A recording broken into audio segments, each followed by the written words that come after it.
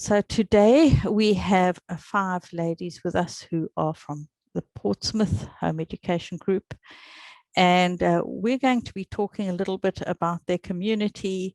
We're focusing more on community than judicial review as such, but many of you will be familiar with the Portsmouth Home Ed Group because of the challenges they've faced and are now they have taken their local authority to judicial review, and we're going to find out what makes them tick.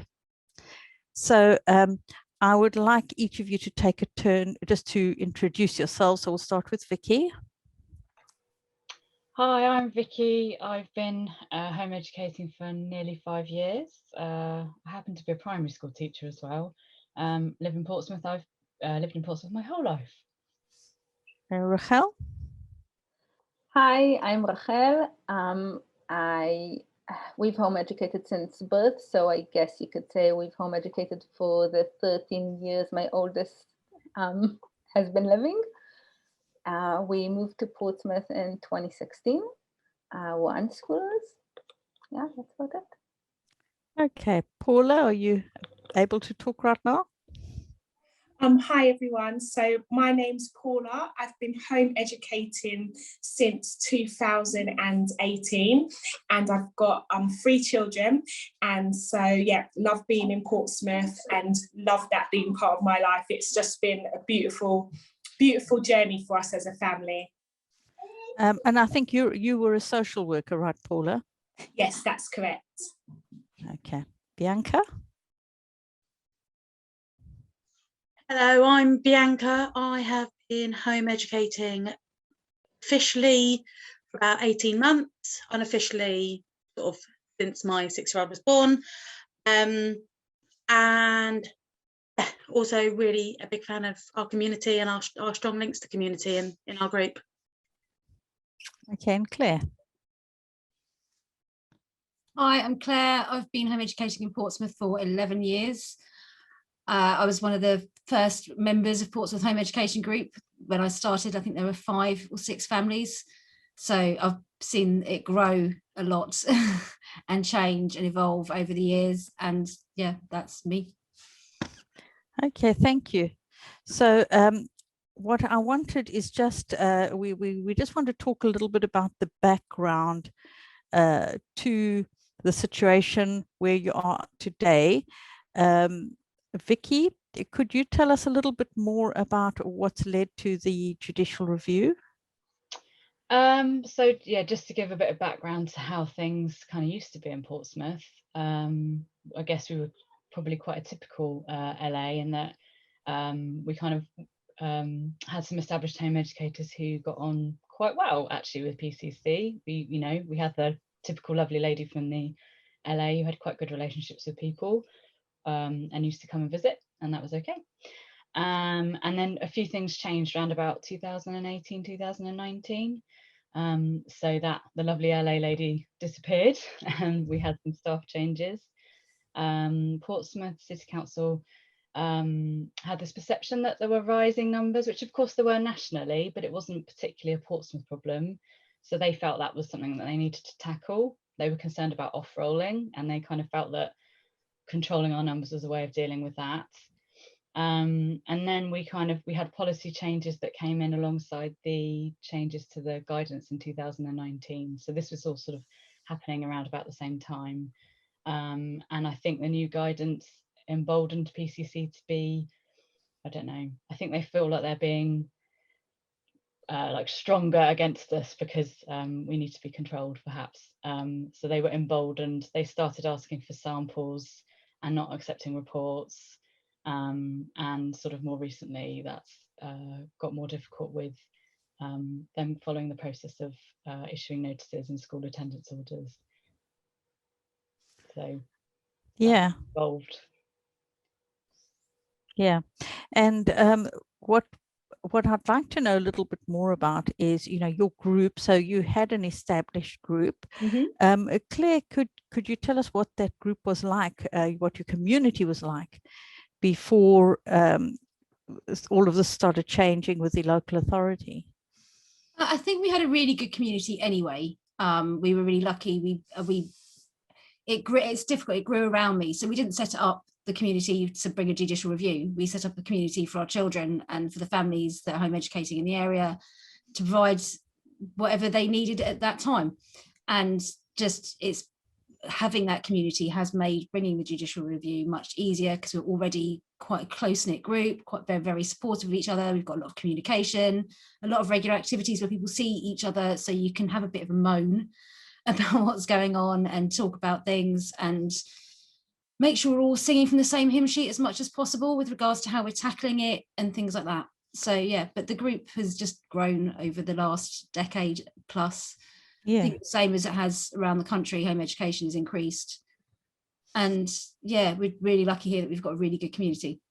Yes, and then you sort of started having some sort of challenges from the local authority. Things changed a little bit, and obviously that had would have caused you as a group to have a response, actually, when you all started realizing, more than one person is hearing, getting this change in message, and perhaps either you or Rachel want to talk a little bit about how that affected you as a group. How did you respond to that?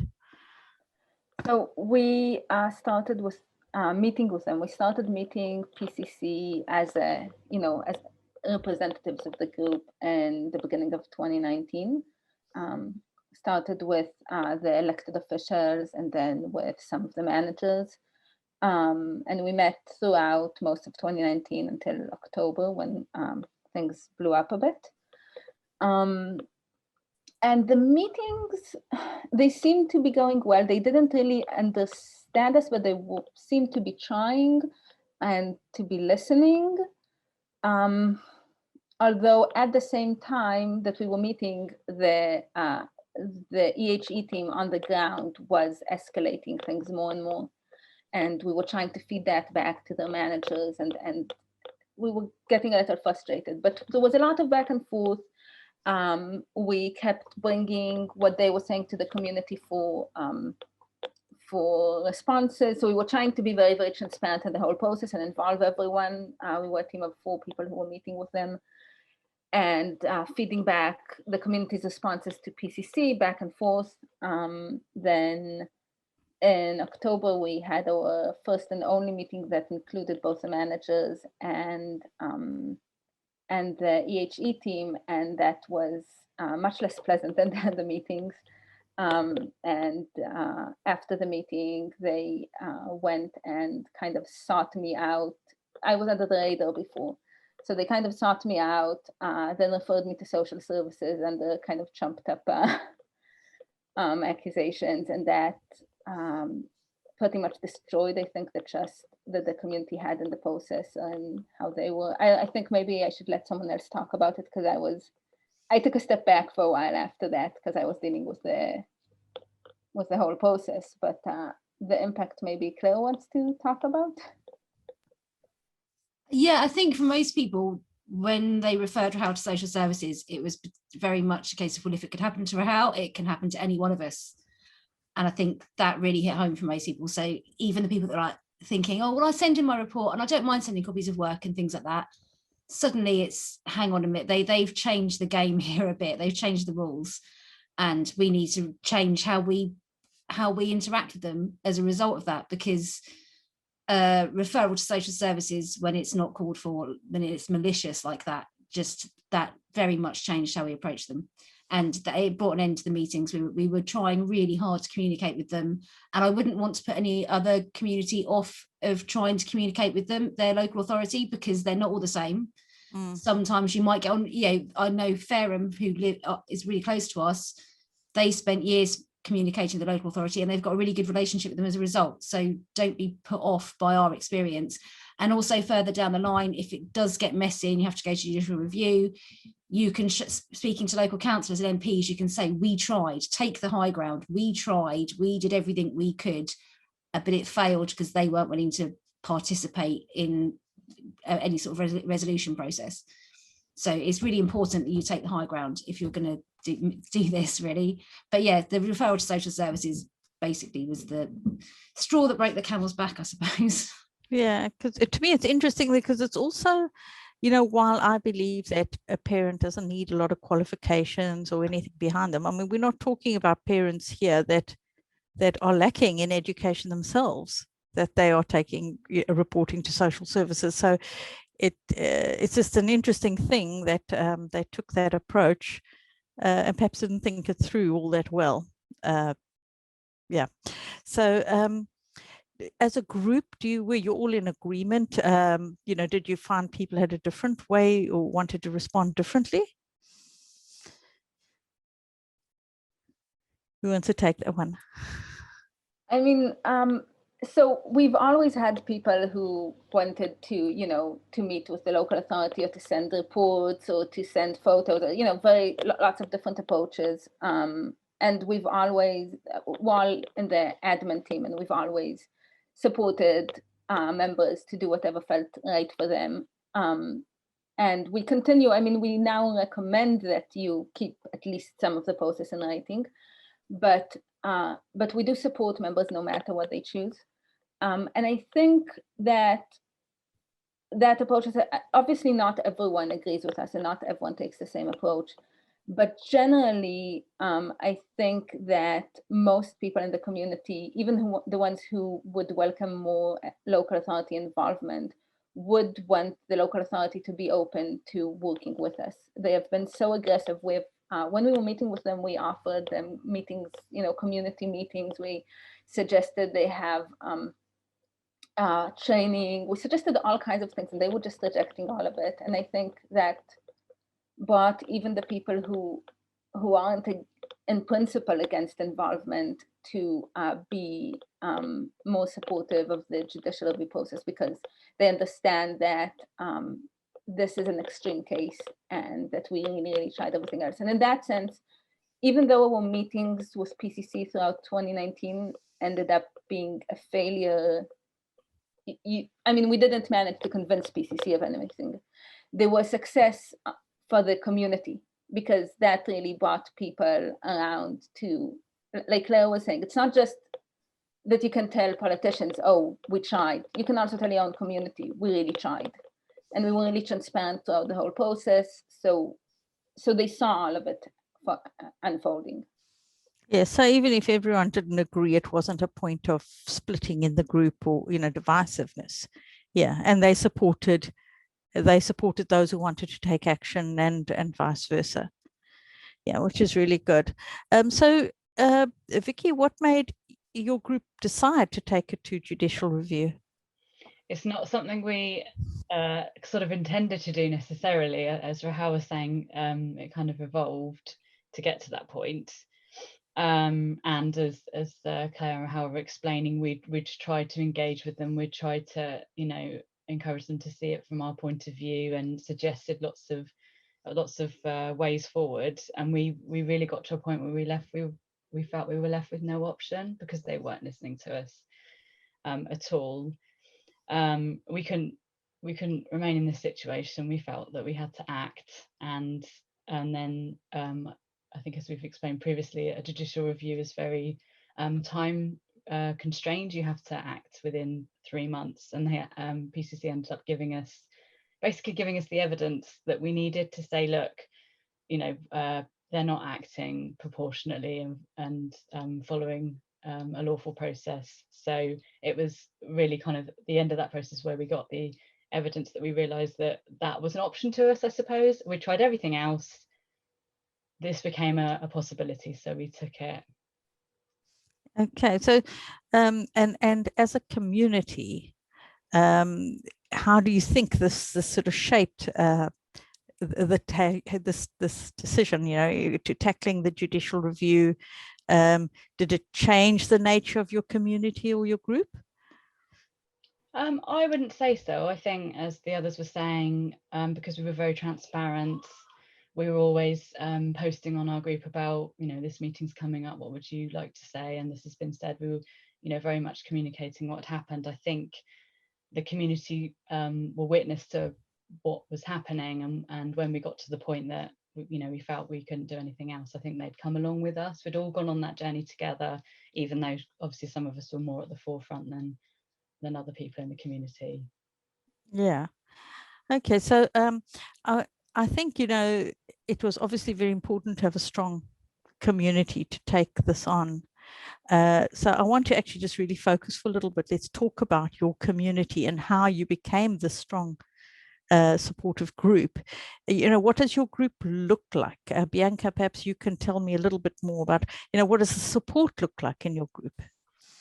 Well, sort of from a demographic point of view, our group ranges with parents of children from sort of very young preschool age to teenagers and on.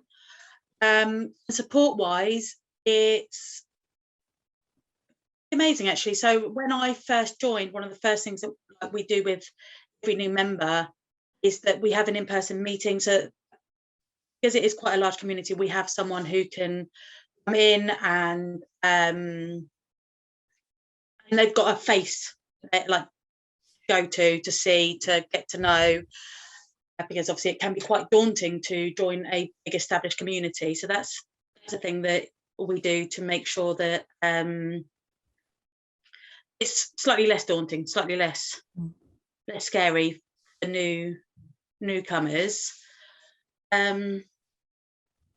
Yeah, we have like a thing we have like the thing we tell them, you know, we have like a spiel. You know, so it's like if they're on the PCC, then some of it is of course technical about how to deregister and the protocols in place and what's likely to happen, and unfortunately that's quite negative these days.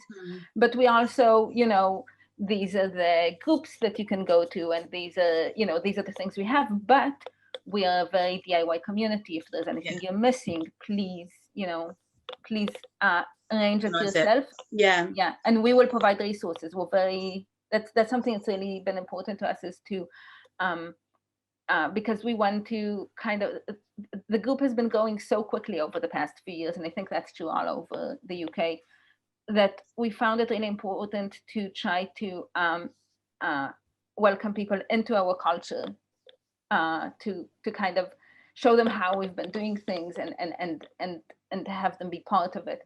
So we have resources on how to organize a group, how to organize a field trip. We, you know, I think Claire probably knows about how to get any community space around Portsmouth. She's tried it already, and she has some contact person. And having like a centralized place on Facebook really helps with that as well, doesn't it? Like having, so that if someone comes to an in-person meeting, having an online community that they can refer to at any point is a big part of that as well, I think. Yeah, we use a lot of small Facebook groups, but we all have the one main one where really most of the things go on, and, you know, can post with all of the weekly activities and all of that sort of stuff. And we really encourage people to take responsibility, both for the education of their own children, which obviously they're doing, but also for taking part in the community, not to come in. And Paula, I want to bring you in a little bit. Why do you think having community is so important for home educators? You know, what did it mean for you as a home educator?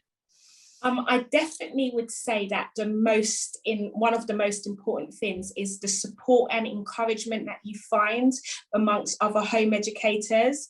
And I often share with people, I unfortunately was a typical anti-home educator and homeschooler, and was very confused on why anybody would do such a thing, if I'm being honest.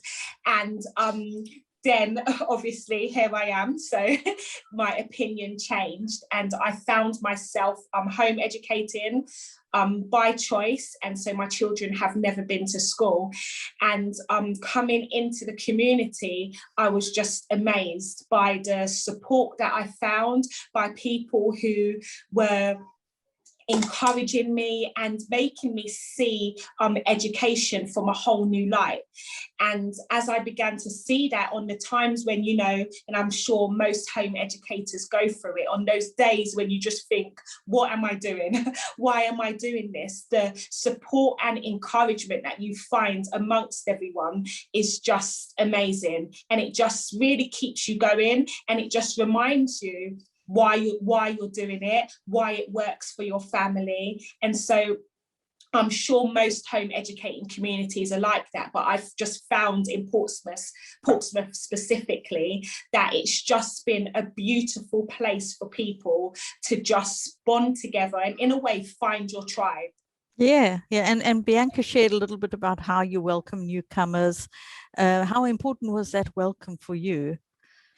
It was so important. It was, I think for me, it changed everything. I left my first meeting of coming to meet everyone thinking, I'm doing the right thing. This is definitely what's right for me and my family.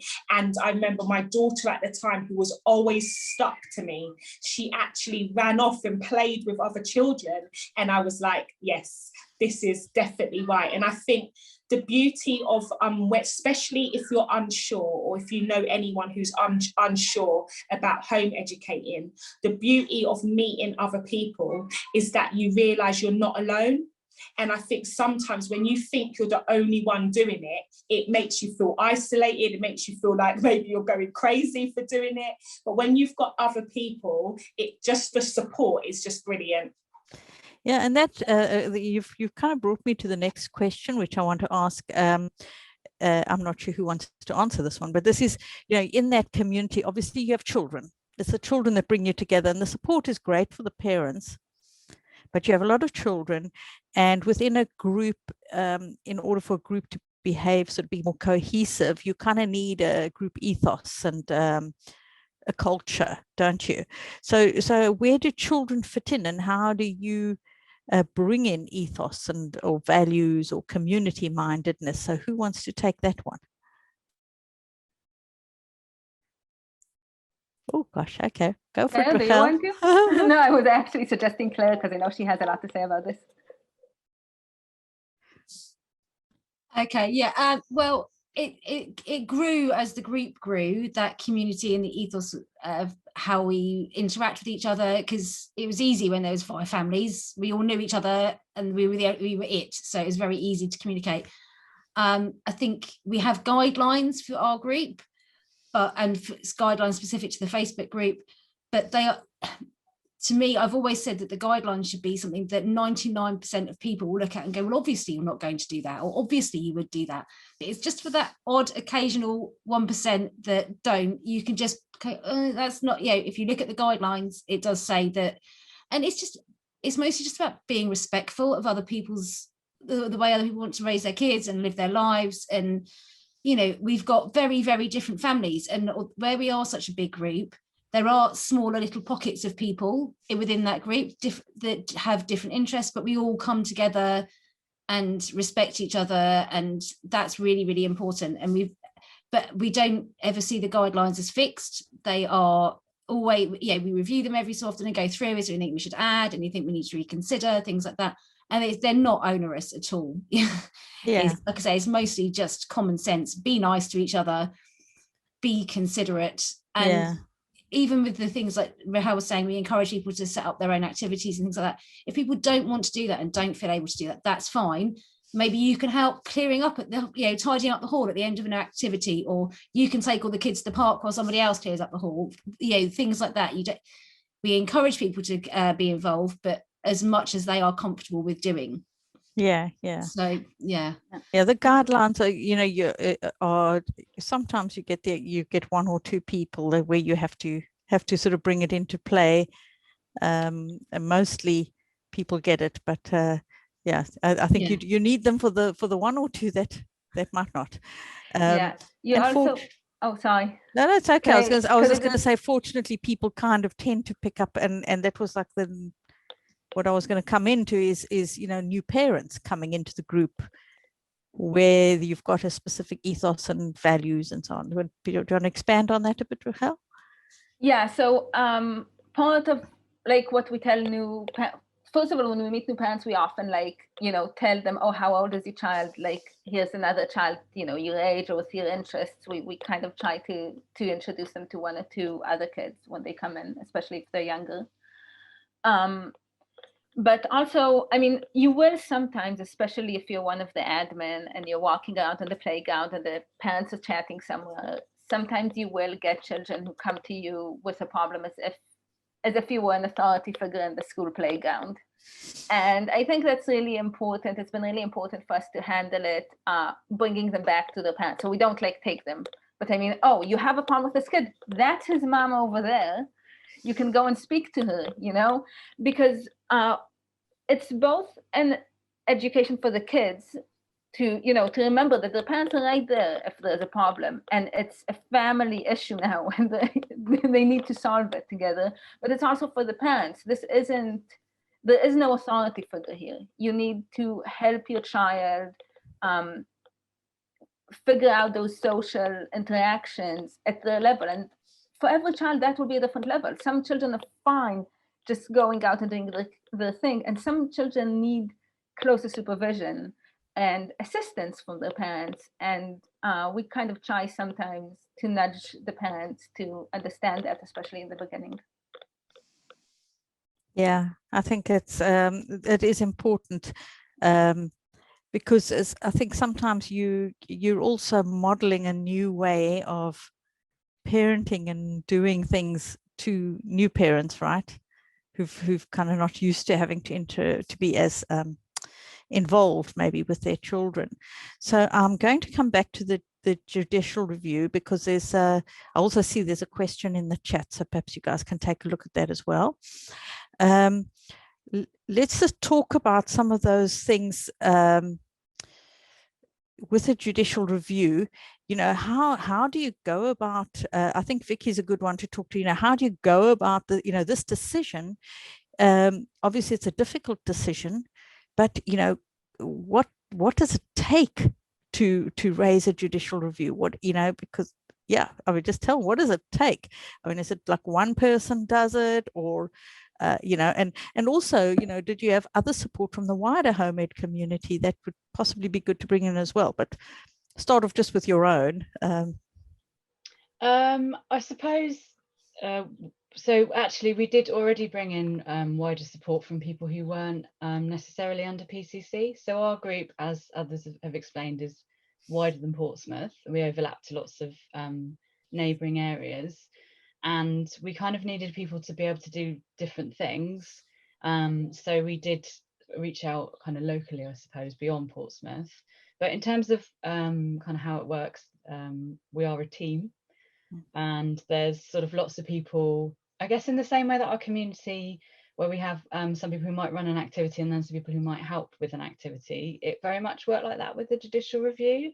So we had some people who were coordinating things, you know, helping with writing complaints. We had people who were helping us with the legal side of things.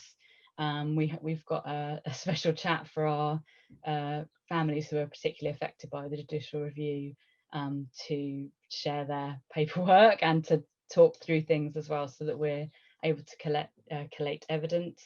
And we've also got people who are just the sounding boards, you know, who we can sort of go to and say, oh, we're thinking of, I don't know, making this announcement on the page, or we're thinking of doing this, or we want to contact the media, you know, what have you got any advice about how we might do that?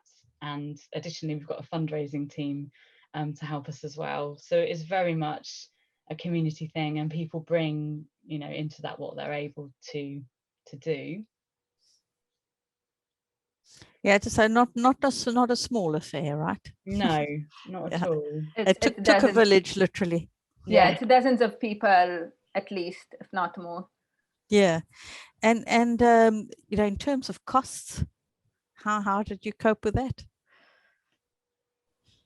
I suppose that the costs kind of went step by step, a bit like if you followed the situation in Wales, where it was a kind of similar thing, where we had the initial letter that we had to raise a certain amount of money for. So we kind of did that bit first, and then we did it step by step. We got onto the next bit, and then the legal team would advise about the kinds of costs involved. We always knew it would be thousands of pounds, so we had that figure ahead of time, and we kind of planned for it, but I suppose we didn't specifically worry about it until we knew we were on to that point. Yeah. But and you had great support from the national community as well. That made it overwhelming support. We were absolutely blown away. We had lots of chats in the fundraising group saying, we need to raise 4,000, what was it, for nearly £5,000. Oh, this might take, I don't know, a month or something. And then it went live and we did it within 24 hours. Remember that night, and we were literally like, oh my God, have you seen the figure? Yeah. And then you had the bigger amount, and then it was like also within 24 hours or something, wasn't it? So we were like, right, well, we did, you know, £5,000 in 24 hours. So this is obviously a bigger sum. This is going to take longer. And yeah, again, we were just like, it was so amazing. As Bianca was saying, we were refreshing the page, watching the figure go up. We were totally blown away by the and also I know you've had advice, a lot of legal advice from other people that are outside of your community, people who've just absolutely stood by you and supported you, which is wonderful, because it talks about that larger community. I want to just sort of also, because people may not, I know we did mention a little bit earlier, but just to go into a little bit more detail about what was the nature of the unreasonable demands and behavior, policy and protocol changes from your local authority that kind of really came into play here. I think the big thing for us was about the number of notices that were being issued. So hopefully you're aware that there's a kind of informal inquiry stage, and then it gets taken into a formal inquiry stage, and that should really be, you know, a significant step that's justified. But what was happening in Portsmouth, we were finding that we're quite an anomaly in terms of the figures. So I've got a few figures just to share with you. Sure, please. So these come with a caveat. So they're freedom of information request figures. And due to the nature of the way the notices are counted, sometimes they're double counted because they're maybe issued twice to each parent. But these are the best figures we've got. So between January 2020 and January 2021, 79 out of 151 local authorities did not issue a single Section 437 notice to satisfy. That's just over 50% of all local authorities in England do not issue a notice or had not issued a notice. And then so if you compare how many issue them nationally in England, so it's less than 2% of families who are known to their local authority will be issued with a notice to satisfy. So you've got that figure in your head, less than 2%, okay? In Portsmouth, the figure is 40%. So 40% of the families who are known to PCC have been issued in that time frame with a notice. So we're a massive anomaly in England. And I think seeing those figures really shocked us, and we thought, we can't carry on in this situation. Like, we're no different to any other local authority. Why should these numbers be so high? Okay. Yeah. Is there anything else you want to add there? Sorry, I think we had families that have and are looking at moving out of the city purely because of the local authority, and that, for me personally, that's not okay. To uproot a family and their children because their local authority is treating them so badly. Especially when the community is so strong, it's a real tell about how intense it can feel. I mean, like, personally, I'm under the radar, but even just having intense conversations with people who aren't, it's clear how intimidating it can be.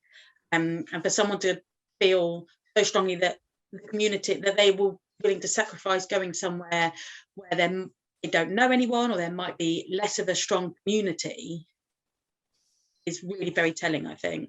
Yeah, and I think the whole thing is, it is actually unreasonable. These are unreasonable behaviors from the local authority. They aren't actually even able to explain how it is reasonable, really. So and a lot of those families were families that have been signed off, have been home educating for years, have sent in a report every year, signed off, everyone's quite happy, absolutely no problems, and then suddenly, no, we need this, this and this. Yeah. So it's not just new families, it's all families. Yeah, so, what happened with their policy and policy protocol changes? So first of all, they stepped up the notice to satisfy, and it was also the school attendance orders that stepped up significantly, right? Yeah. Yeah, and there was the judicial review is normally what makes a judicial review viable? I mean, what would they consider, like before, because you had to go through a whole process of it being allowed or being considered. So what conditions does it need to satisfy? So some of them are very technical. For example, that 3-month requirement can stop quite a few judicial reviews in their tracks. So you have to bring in the judicial review, you have to file the request within 3 months of whatever has happened. And that's why we had to make decisions rather quickly. Some of it is that it has to be an issue that can't be addressed in other means. Some of it is that it needs to be an issue that has impact on a large community or a large part of the country.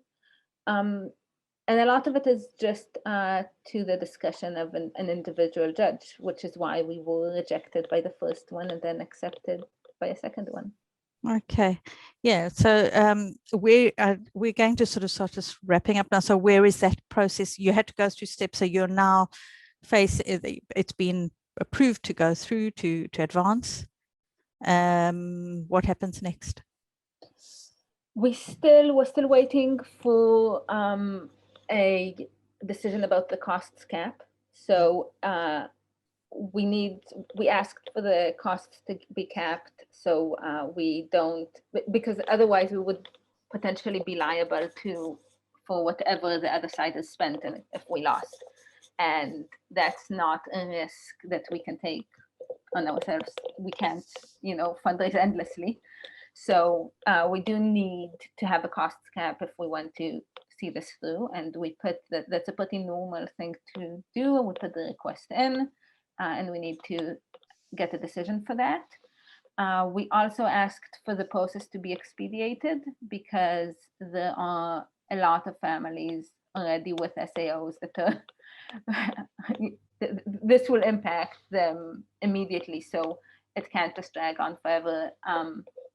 And we are still waiting for a decision on that too. Once we get a date, once we get a cost cap, we'll know if we need to fundraise anymore. We already fundraised almost £37,000. So hopefully we won't need to fundraise anymore, but if we do, we'll know that soon. And once we get the date, then we'll have a hearing, I suppose. And yeah. Well, I think the whole homemade community are behind you.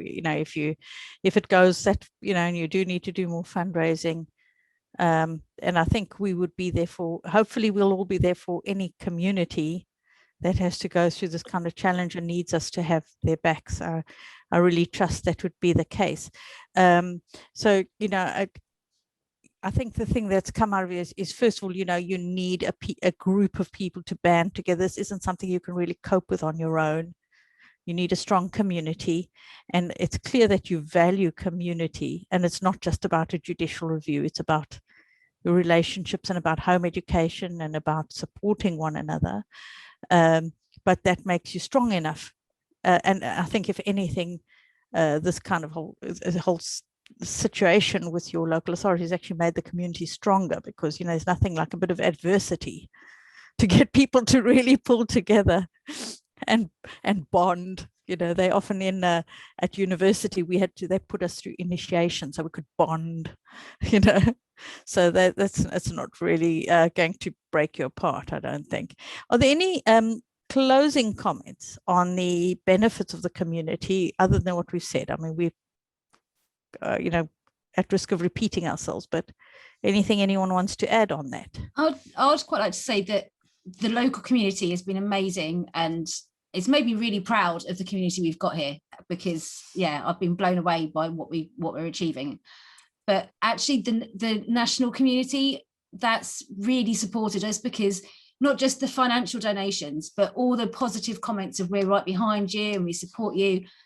That the day we launched the fundraiser, I know myself, and I know like most of the others here, we were on our PCs all day, constantly updating things and trying to thank everyone and everything else. And we're retired and we are frustrated, and so and just a bit done by that point. So it really did boost us to have all the support from the national community. So although this is about our community locally being able to do this, actually the support we've received from the national community has really made a difference. Can I also specifically mention Education Otherwise, because they have been amazing. They have been such a source of support, Wendy especially, but also they gave us a financial loan that tied us over between the two fundraisers, and without it, because of the very, very short time frames involved, we could not have bought the judicial review at all. And they were there to support us every step of the way. And I think national organizations like this are really, really essential in protecting our rights to home educate. Yes, I do think we need those national groups, don't we? I have got a question on the chat from Boa van der Eems, who's actually from South Africa and involved with the Legal Defence Fund in South Africa. So you might find that interesting. And he's interested in the costs involved in raising a judicial review. Now, I'm assuming that will differ from one country to another, but it was a lot of money, wasn't it? Yeah, so we raised, as I said, we raised 4,700 in the first fundraiser. That was just for the advice, for the initial advice, and then nearly 37,000 pounds in the second fundraiser, and that's a worst case scenario amount. So if we lose and are liable for the other side's costs, that would be what we need if we have the costs cap. So hopefully we'll be able to return some or all of it, because we will not lose. And we might be able to recover some of our costs too. But that you do need to, the legal team, for good reason, won't take the case if we don't have the funds for the worst case scenario. So you do need to have it up front. We found the legal team through Education Otherwise. Okay. So the one of the questions was, where do you find an attorney that understands home education? That was the other question. So you said Education Otherwise helped because they had contacts in the legal world. So I think that is the challenge, is to find an attorney that actually understands home education and will do their best for you, because they have a good understanding.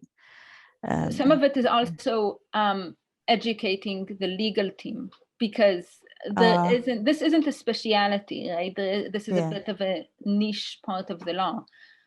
So we have someone who knows his way very well around education law and judicial reviews, but this is still this specific case. I mean, there's a reason it's going for judicial review. It needs a precedent. It doesn't have it yet. So okay. I think the note I'd like to end on is just how important it is that we all support one another across the country. Actually, in other countries, there is a discussion on Saturday, which many of you might find useful. Okay, I see there's another question, so I'd like to come back to that too, because it is important. On Saturday, there's a discussion, because we've not ever had like a legal defense fund or anything like that in this country. And so it is currently under discussion. There are people meeting to talk about this, and there will be a session, I think it's at 12 on Saturday. So if anyone wants to go and find out more and kind of contribute to that conversation, that would be very helpful. So you've seen Boa's question? Yeah, but I also wanted to say about the legal fund that, just so you know, we've been involved with setting up the legal fund. I've been there in the meetings as a consultant, an outside consultant, because we really wanted to make sure that the people setting up the legal fund know what the needs are on the ground, so the next community won't have to do all of the work that we had to put in, because it really was an incredible amount of work. And if we can save any of it for the next group, we want to. Yeah. So his question was whether the outcome of the judicial review will be precedent setting for the rest of the country. Yes, yes. So whatever is decided in the judicial review will be binding for everyone in the UK, in England and Wales, sorry. Yeah, and I think that's the other important thing is that that we will be looking at with the Legal Defence Fund, is that it's the cases that could make the difference. Just as if Portsmouth wins this case, it changes everything for home education in this country, and yeah, it could have very serious consequences for every home educator in this country. So it is very important that we support Portsmouth to go all the way. And we just thank you, and thank you for the example of your community. It's actually been just really enjoyable just getting to know each and every one of you through this process. I hope I will have more to do with some of you as well. And have lots more conversations. Thank you very much for sharing the story. And to Boa, if you've got questions, I know all of these ladies, they're if you want to catch up with them on the app somewhere and ask any questions, I know they'd be happy to answer them. So thank you very much.